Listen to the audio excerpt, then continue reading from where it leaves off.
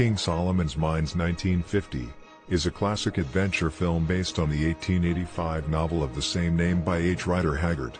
It was produced by Metro-Goldwyn-Mayer and became one of the most successful adventure films of its time.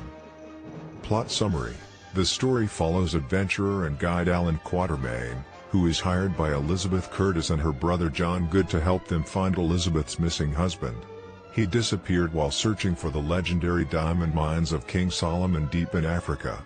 Their journey takes them through treacherous jungles, encounters with hostile tribes, wild animals, and the dangers of the African wilderness. Cast: Stuart Granger as Alan Quatermain, Deborah Kerr as Elizabeth Curtis, Richard Carlson as John Good. Director: Compton Bennett and Andrew Martin. Music: Misha Spoliansky. The film was one of the first major Hollywood productions to be shot on location in Africa. Filming took place in remote locations such as Kenya, Tanzania, and the Belgian Congo.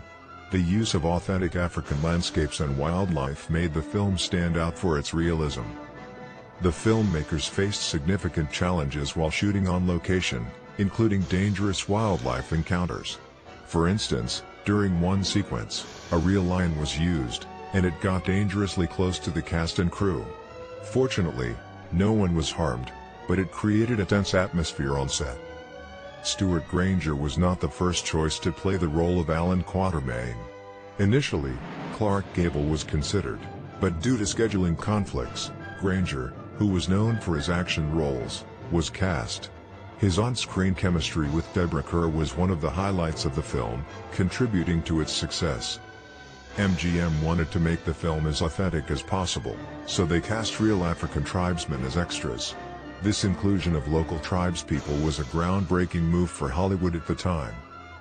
Given the limited technology of the time, much of the action in the film, such as the large jungle sets, wild animal encounters, and dangerous landscapes, was achieved through practical effect. The film won an Academy Award for Best Cinematography, largely due to the stunning visuals of the African wilderness. Cinematographer Robert Surtees used vivid colors to capture the dramatic landscapes, wildlife, and action sequences. His work in the film is still regarded as a benchmark in adventure filmmaking. The musical score, composed by Misha Spoliansky, combined dramatic and adventurous themes with African-inspired melodies, further enhancing the film's exotic atmosphere. The score became a standout element of the film and helped underscore the sense of mystery and peril that the characters faced.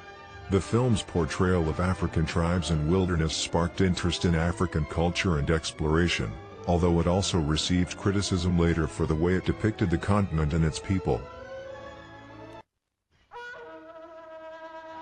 The estimated budget for King Solomon's Mines was $2.5 million. This was a fairly large sum for a film in the early 1950s, especially considering the remote locations, exotic wildlife, and elaborate sets that were necessary for an authentic African adventure. The film was a major box office success, grossing approximately $15 million worldwide.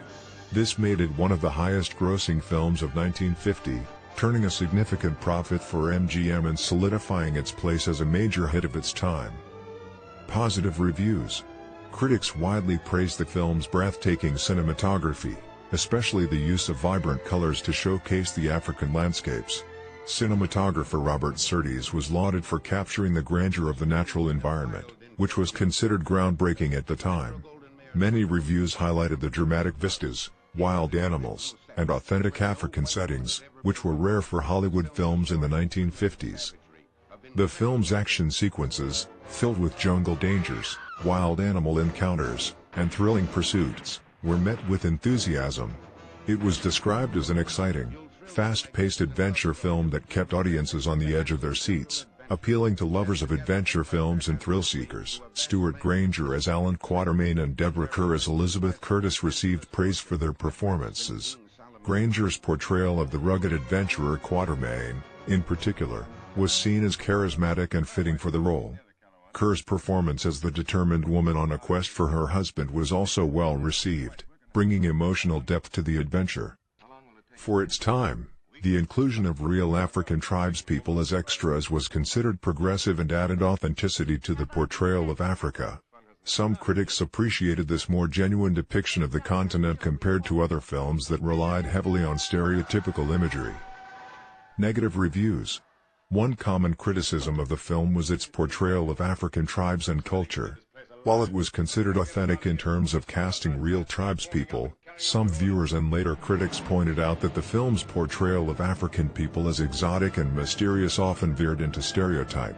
The film's colonial undertones and lack of deeper exploration of African societies were also noted as problematic by modern audiences.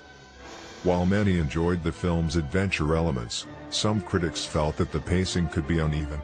The action would sometimes give way to long, drawn-out scenes or sequences of exposition that slowed down the story, especially during moments where the characters were navigating the jungle or interacting with local tribes. Some reviews noted that certain parts of the film stretched the boundaries of believability, particularly with the characters' constant survival in dangerous conditions. The heroic feats of Allan Quatermain, who easily overcame every peril in his path, were seen by some as overly fantastical and lacking in nuance.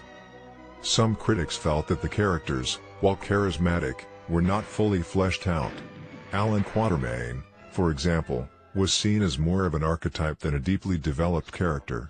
Elizabeth's motivations were also seen as somewhat shallow, as her quest for her husband was more of a plot device than a deeply explored personal journey.